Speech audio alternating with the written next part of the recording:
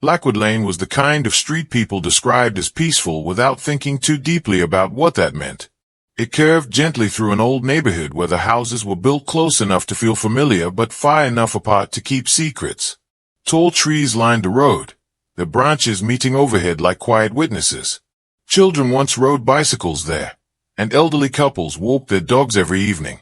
Yet at the far end of the lane stood a house that seemed untouched by this calm, as if it existed in its own separate world. The house was larger than the others, taller too, with a sharp, narrow shape that made it feel almost watchful. Its paint was a dull gray that never seemed to fade or brighten, no matter the season.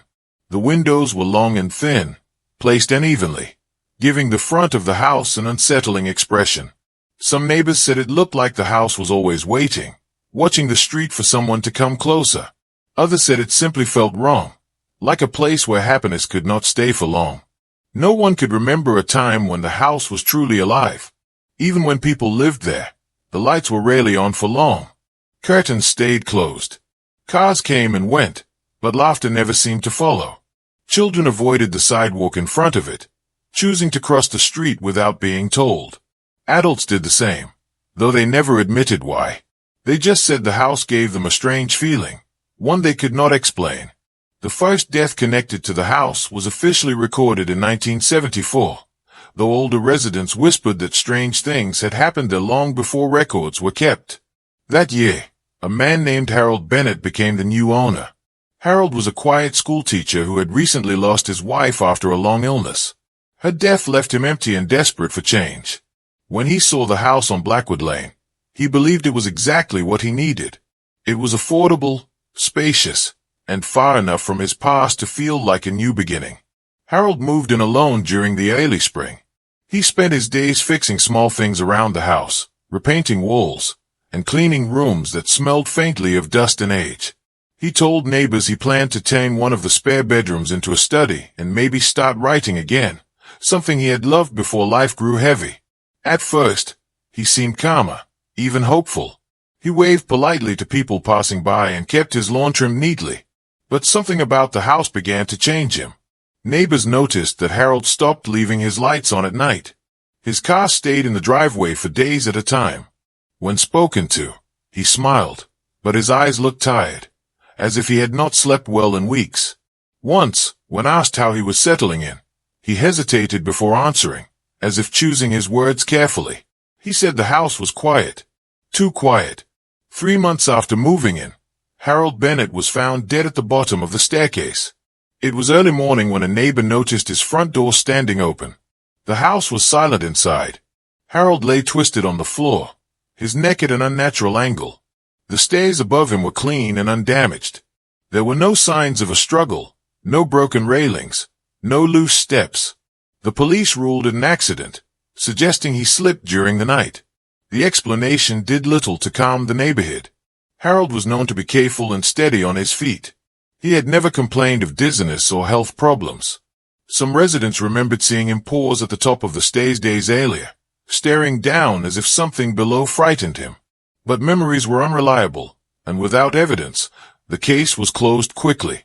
After Harold's death, the house sat empty for nearly a year. During that time, strange rumors spread. People claimed to see lights turning on inside, though no electricity was connected. Others said they heard sounds late at night, like footsteps moving from room to room. Most dismissed these stories as imagination fueled by fear. Still, no one rushed to buy the house. Eventually, the property was sold again, quietly and without much attention. The low price attracted buyers who were unaware of its past or chose not to ask. The details of Harold's death faded into local gossip, something mentioned only in hushed voices. Yet the house seemed unchanged, as if it remembered everything. Older residents later spoke of things that happened even before Harold Bennett. They talked about previous owners who left suddenly, never explaining why. One woman claimed her grandmother once worked as a maid in the house decades earlier. According to her, there were rooms that were never used and doors that were always locked. She said the air inside felt heavy, making it hard to breathe, and that her grandmother quit without collecting her final pay. Still, there were no official records of deaths before Harold, no proof strong enough to draw attention from authorities. The house remained a shadow in the background, unnoticed by the outside world. Only the people of Blackwood Lane felt its presence, and even they struggled to put their fear into words. What made the house truly unsettling was not just the death that occurred there, but the feeling that it was only the beginning. The pattern had not yet formed, but something had started moving, slowly and patiently. The house had accepted its first owner, and it had taken him. Years later, investigators would look back at Harold Bennett's death and question why no deeper search was done, why the house was not examined more carefully, why the neighbors' quiet concerns were ignored. But at the time, it was easier to believe in accidents than to face the possibility that a place itself could be dangerous. As the seasons changed, the house remained standing, silent and still. Leaves gathered on its steps. Dust settled behind its windows. It waited. And soon, someone else would come along, believing the house on Blackwood Lane was just another forgotten property with a sad past. They would not know they were walking into the beginning of a mystery that would last for decades, leaving behind unanswered questions, broken families, and a reputation that no amount of time could erase. This was how the story began. Not with screams or police sirens, but with a quiet decision made by a lonely man searching for peace. A decision that would turn Blackwood House into one of the most unsettling locations the town had ever known. When the Blackwood House was finally sold again, the neighborhood tried to convince itself that what happened to Harold Bennett was nothing more than a tragic accident.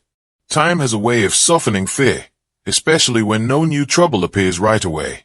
By the early 1980s, the house no longer felt like a fresh wound, just an old scar people avoided touching. That was when Mark and Elaine Turner arrived, unaware that their dream home carried a history no one was eager to share. Mark Turner worked as an insurance claims officer, a man who trusted paperwork and logic more than rumors. Elaine was a freelance photographer who loved old architecture and believed houses had personalities shaped by the people who lived in them. When they saw the Blackwood house, Elaine was drawn to its tall windows and unusual design. Mark noticed the price and the large space that could someday hold a family. The real estate agent mentioned the previous owner had died but described it as an unfortunate accident. Nothing more was said, and nothing more was asked. They moved in during late summer, when the days were long and the house was filled with warm light. For the first few weeks, everything felt almost perfect. Elaine took photos of the sun pouring through the windows, catching dust in the air like tiny stars. Mark spent weekends repairing small things, tightening loose handles and repainting chipped corners. They hosted a small dinner party to celebrate, inviting co-workers and neighbors. The house echoed with voices and laughter, as if it was waking up after a long sleep. But once the excitement settled, subtle changes began to appear. Elaine noticed that certain rooms always felt colder than others, even on hot days. The temperature difference was small but persistent. She also began waking up in the middle of the night, convinced someone was moving around downstairs. Each time she checked, the house was silent. Mark told her old houses made noise, especially as the weather changed. He said she was just adjusting to a new place. One night, Elaine found the front door unlocked in the morning. She was sure she had locked it before going to bed. Mark checked the lock and found nothing wrong. A few days later, a kitchen cabinet was open, its contents neatly arranged on the counter. Elaine joked that the house was trying to organize itself. But the joke did not make her feel better. The sounds came next.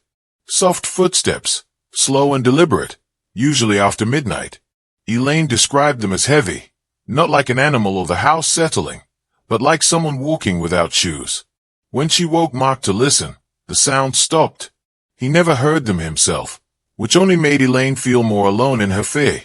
As weeks turned into months, Mark began spending more time at work. He said deadlines were tight, but Elaine noticed he seemed relieved to leave the house each morning. When he was home, he appeared distracted, staring at walls as if listening for something. He never admitted it, but the house was affecting him too. Elaine's photography suffered. She stopped taking pictures of the house and focused on outdoor work instead. She said the light inside no longer felt right. It seemed dull, heavy, as if it was being swallowed by the walls. She started having vivid dreams where she was walking through the house, calling Mark's name, but every door led to the same empty room. Neighbors noticed a change in the Turners as well. Their lights stayed on late at night. The dinner parties stopped. Smiles became rare. When asked how they were doing, Elaine forced a laugh and said they were just busy. Mark answered politely but quickly, eager to end conversations. The turning point came on a cold autumn evening. Elaine returned home from a shoot to find Mark sitting alone in the living room, staring at the television. The volume was low, barely audible. He did not respond when she spoke to him at first. When he finally turned, his face was pale, and his eyes were unfocused. He said he had felt strange all day, like the air in the house was pressing down on him. Elaine suggested they leave for the night, maybe stay at a hotel. Mark agreed but said he needed a few minutes to rest. Elaine went upstairs to pack a bag. While she was in the bedroom, she heard a loud sound from downstairs, like a heavy object hitting the floor. She rushed back down and found Mark slumped in his chair, unmoving. The television continued to play, casting flickering shadows across the room. Emergency services arrived quickly, but it was too late. Mark Turner was pronounced dead at the scene. The cause was listed as a sudden heart attack.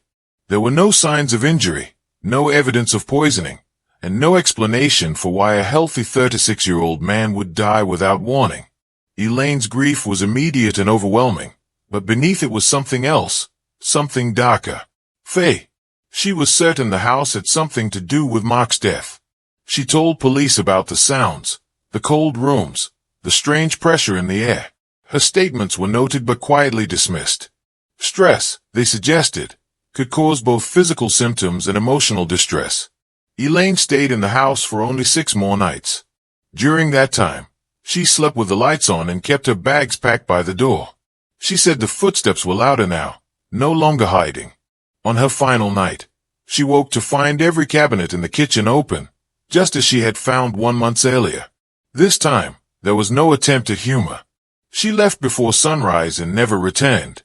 As she was moving out, a neighbor overheard her speaking to a friend on the phone. Her voice was shaking as she said the house did not like being owned, that it punished people who tried to make it their home. Those words spread through the neighborhood quickly, though no one knew what to do with them. The house was put back on the market, and once again, it waited. 2 owners, 2 deaths, both ruled natural or accidental. To the outside world, there was nothing linking them. But to those who lived on Blackwood Lane, a pattern was beginning to form. The house was not just a place where bad things happened. It was a place where something unseen seemed to act, patiently and without mercy. Years later, investigators would look at Mark Turner's death and notice small details that had been overlooked. The unusually low oxygen levels recorded in the living room. The way Elaine described the air as heavy. The fact that Mark died sitting still, not in distress. At the time, none of this was considered important enough to reopen the case. For Elaine Turner, the truth did not matter. She changed her name, moved to another city, and stopped photographing houses altogether. Friends said she avoided enclosed spaces and slept with windows open, even in winter. She never spoke publicly about Blackwood House again. But the damage was already done. The second owner had died, and the house had confirmed its reputation. What began as quiet suspicion was turning into something closer to Faye. And still, the house stood, untouched by justice, waiting for the next person to believe that walls could not remember and that a building could not choose who lived and who did not. By the time Rachel Moore first stood in front of the Blackwood house, its reputation had grown beyond quiet neighborhood rumors. Internet forums whispered about it. Local blogs hinted at dark histories. And yet no serious investigation had ever truly challenged the official explanations. Rachel was exactly the kind of person who could not ignore a mystery like that. She was a freelance investigative journalist, known for digging into forgotten cases and asking questions others were too uncomfortable to raise. To her, the house on Blackwood Lane was not cursed or haunted. It was a story waiting to be proven. Rachel had followed the deaths connected to the house for years. She studied every public record she could find, comparing timelines, weather reports, medical examiner notes, and property documents. The patterns were subtle but persistent. Each owner had lived there alone or been alone at the time of death. Each death occurred indoors. Each case had been closed quickly, with explanations that felt convenient rather than convincing.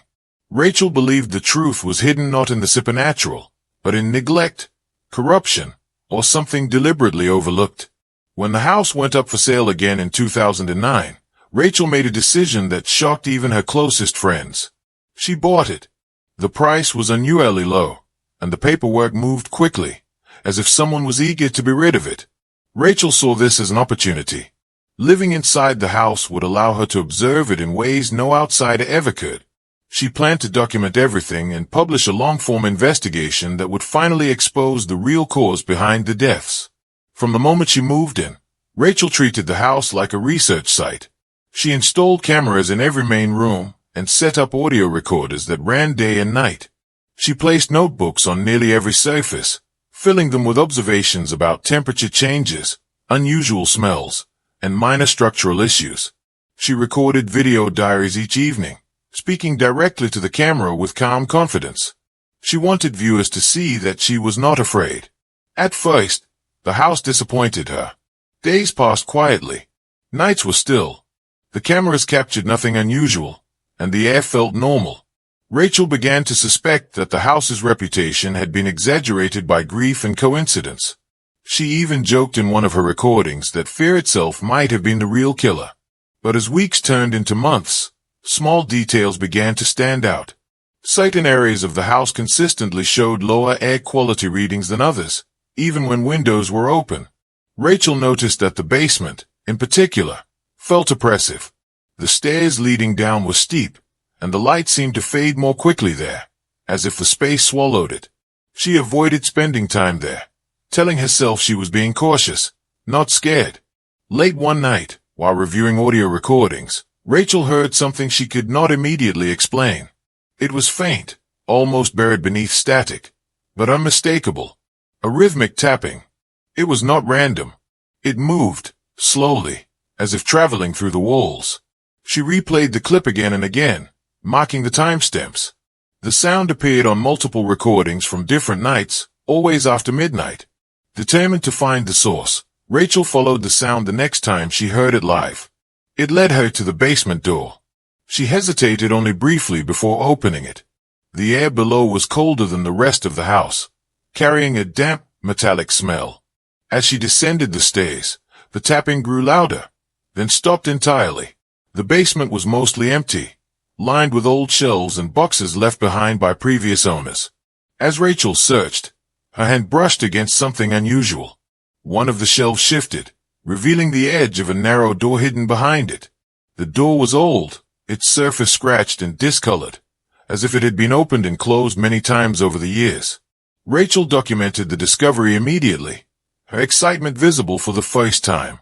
Behind the door was a small room, barely large enough to stand in comfortably. The walls were covered in markings, names, dates, and symbols carved deeply into the surface. Some names were familiar. Harold Bennett, Mark Turner. Others belonged to owners she had not yet researched. Each name was paired with a date, always close to the time of death. At the center of the room was a rectangular opening in the floor, covered loosely by wooden boards. A cold draft rose from below, carrying a smell that made Rachel step back. She did not open it that night. Instead, she sealed the room and returned upstairs, her hand shaking as she tried to steady her voice for the camera.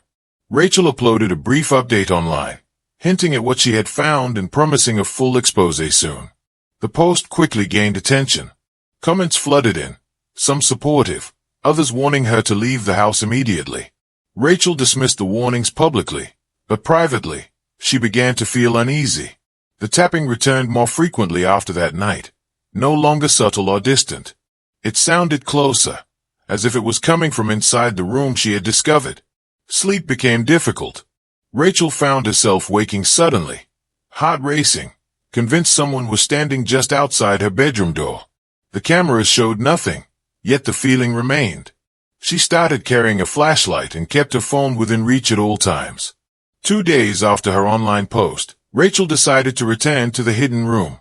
She wanted proof. She wanted answers. She brought a camera, a flashlight, and a small crowbar. The house was silent as she descended into the basement. When she moved the shelf aside, the door to the room was already open. Inside, the air felt thick, almost suffocating. The markings on the wall seemed deeper than before, though she could not be sure. She approached the floor opening and began to lift the boards.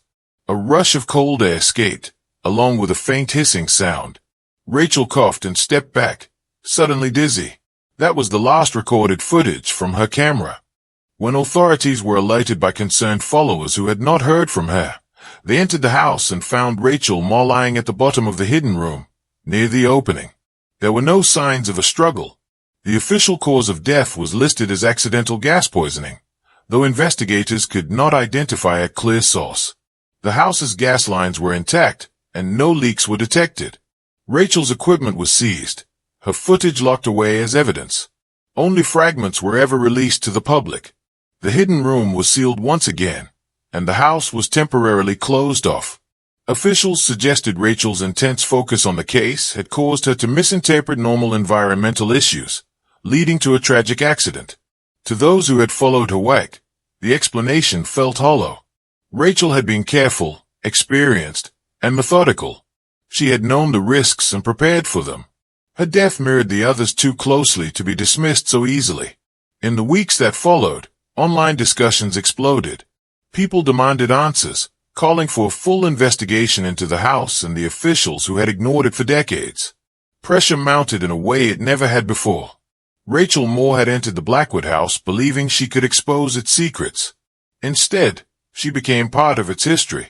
Her death marked a turning point, forcing the world to finally look at the house not as a series of coincidences, but as something far more dangerous. Whatever the truth was, it had claimed another life. And for the first time, it seemed the house had made a mistake. It had taken someone who refused to stay silent, and in doing so, it had drawn more attention than ever before. Rachel Moore's death changed everything. For years, the Blackwood house had existed on the edge of public awareness, known only to locals and a small group of online investigators. Now it was impossible to ignore. News outlets picked up the story of the journalist who died while investigating a house linked to multiple unexplained deaths. The quiet mystery had turned into a national question, and the pressure on local authorities grew heavier with each passing day. Within weeks, the house on Blackwood Lane was sealed off with yellow tape. For the first time in its long history, a full forensic investigation was ordered. State officials, structural engineers, and environmental safety experts were brought in, all determined to find a clear and rational explanation. The goal was not just to understand Rachel's death, but to finally explain every death that had occurred within those walls. The initial search focused on the obvious. Gas lines were inspected again, this time with more advanced equipment. Ventilation systems were mapped in detail. Air samples were taken from every room at different times of day. The results were unsettling. Certain areas of the house showed dangerously low oxygen levels, particularly in the basement and the rooms directly above it. These levels fluctuated without clear reason, creating conditions that could cause dizziness, confusion, and sudden loss of consciousness. Structural experts then examined the house's design.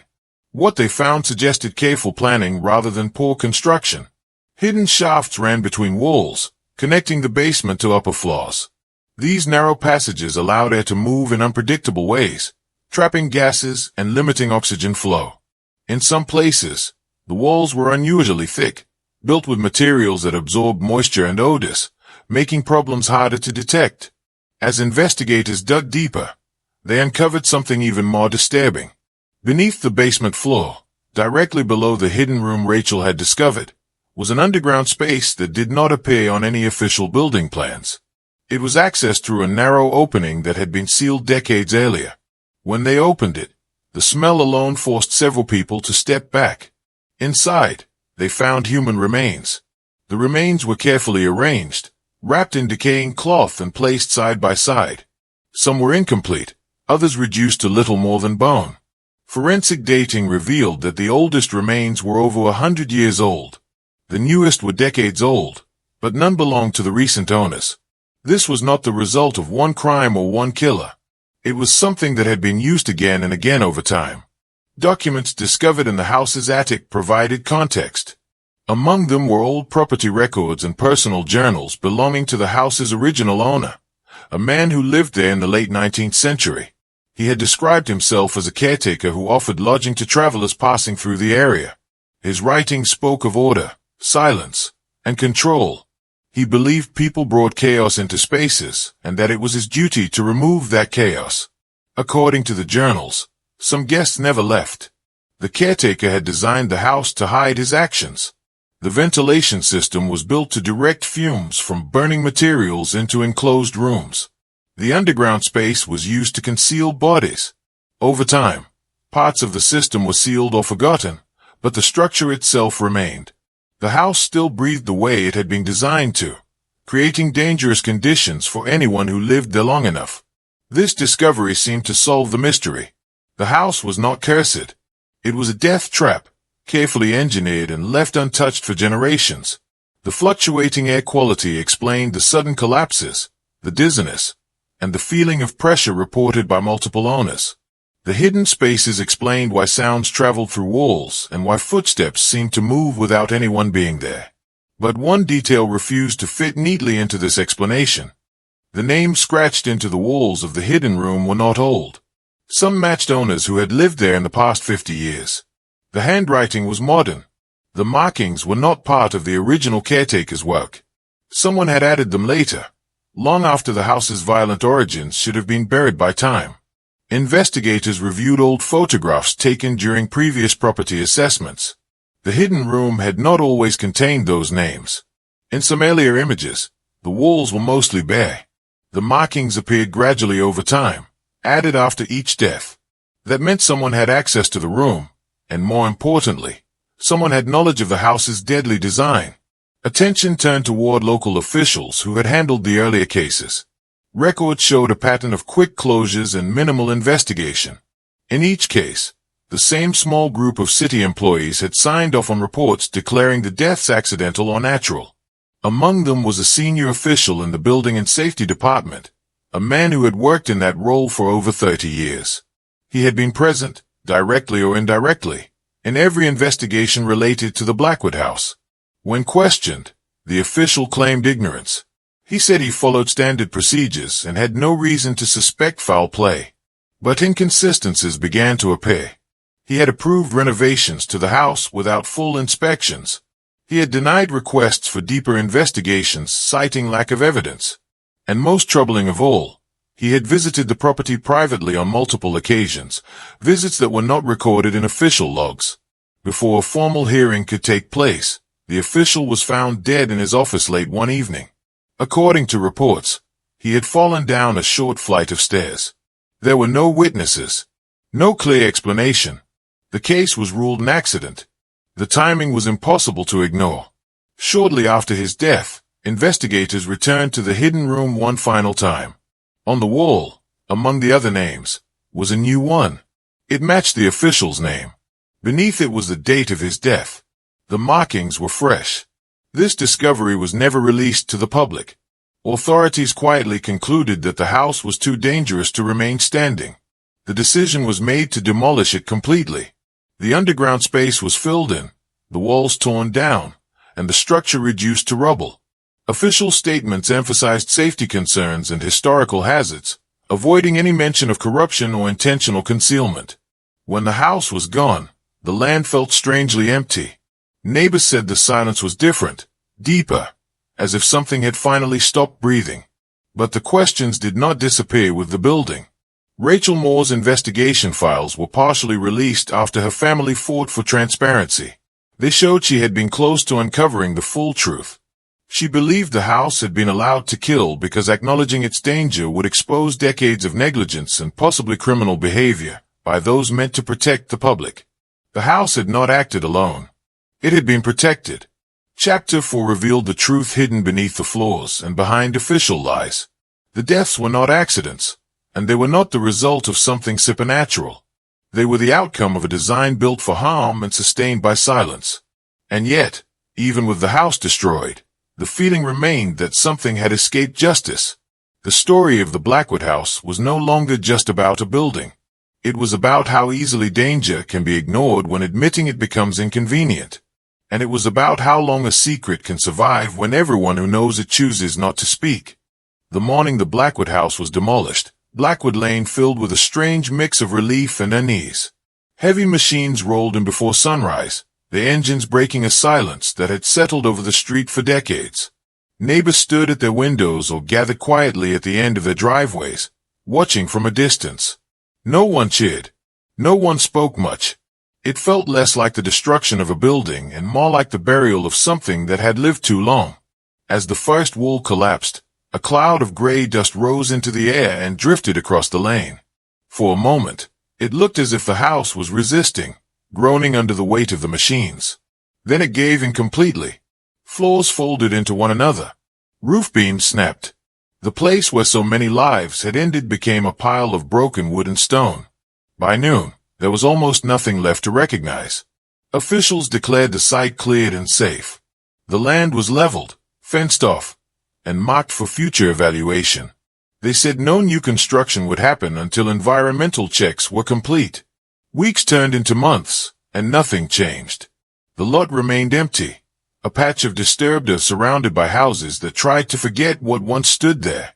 Yet the story did not end with the demolition. If anything, it grew quieter and more disturbing. The final name found carved into the hidden room wall never appeared in any public report. Only a small group of investigators and city leaders knew about it. Officially, the senior safety official's death was treated as an unrelated workplace accident. The case was closed quickly, just like the others. But those who had seen the wall knew the truth was far more unsettling. That official had not just ignored the house's dangers. Evidence suggested he understood them. Files recovered from his home computer revealed decades of suppressed reports, complaints from residents, and inspection notes that were never acted upon. He had known the house was unsafe. He had known people were at risk. And still, he had signed off on every sale, every closure, every decision that allowed new owners to move in. Why he did it was never fully explained. Some believed it began as a mistake, a failure to act that grew too large to admit. Others thought it was about money, favors exchanged quietly over the years. But there was another theory, one that unsettled even the most rational minds. Rachel Moore had written about it in her private notes. She believed the house created more than physical danger. She believed it created leverage. Anyone who understood its design held power over the deaths it could cause. That knowledge could be used to hide other failures, to keep secrets buried. The house became a tool, not just a hazard, and those who protected it became part of its cycle. After the demolition, Rachel's family pushed for a public release of all her investigation materials. What emerged was a detailed map of connections between the house and multiple city departments. Permits approved without proper review. Complaints dismissed without explanation. Patterns of negligence that pointed to more than simple oversight. Public outrage flared briefly, then faded. No one wanted to believe that something so terrible had been allowed to happen in plain sight. Lawsuits were filed and quietly settled. Names were removed from websites. Careers ended without explanation. The system adjusted itself, just enough to survive. Blackwood Lane tried to return to normal. New families moved into the neighborhood, unaware of the land's history. Children played in the street again. The empty lot became overgrown with weeds, then was cleared again, over and over, as if the ground itself refused to settle. Some neighbors claimed the air near the lot still felt heavy on certain days. Others said they heard sounds at night, not footsteps, but something deeper, like air moving through spaces that no longer existed. These stories were dismissed as imagination, echoes of fear that lingered after trauma. But one final incident ensured the mystery would never fully dissipate. Several months after the demolition, a city archivist reviewing old records noticed something strange. Property tax documents from the early 20th century showed that the Blackwood house had briefly been owned by the city itself. The ownership lasted less than a year and was never mentioned in any public history. During that time, records of renovations and inspections went missing. This discovery raised a chilling possibility. The city may have known about the house's design far earlier than anyone admitted. It may have chosen to quietly return the property to private hands rather than deal with the consequences of exposing what lay beneath it. When the archivist attempted to pursue the matter, her request for further access was denied. She was transferred to another department weeks later. The files were locked away. The land where the house once stood was eventually declared unsuitable for development. No official reason was given. It was left as an empty space, an unspoken agreement that nothing should ever be built there again. Years passed. The deaths connected to the house remained officially unsolved, their causes unchanged in public records. But online, the story lived on. True crime communities dissected every detail. Rachel Moore's name became a symbol of truth-seeking cut short. Her final posts were shared again and again, a reminder of how close she came.